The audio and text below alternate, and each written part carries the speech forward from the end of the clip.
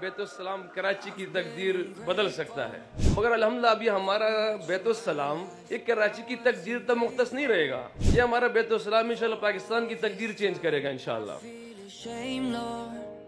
ہم اس آئیڈیا کو، اس چیزوں کو جو مولانا مفتی صاحب حضرت ستار صاحب لے کے آئے ہوئے ہیں، اس کو لیں اور لوگوں کے پاس جائیں، کیونکہ اب بیت السلام صرف پاکستان میں بھی نہیں رہا، ملک سے باہر بھی گئے ہیں.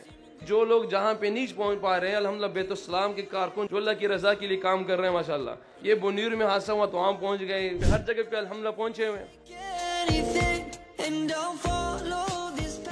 لوگوں کا خیال رکھنا، یتیموں کا خیال رکھنا، لوگوں کے جو اللہ پاک نے ان کو نعمتیں دی وہ اچھی جگہ پہ لگ جائے، حق کو حقدار حق مل جائے، تو یہ بیت السلام کا مقصد ہے.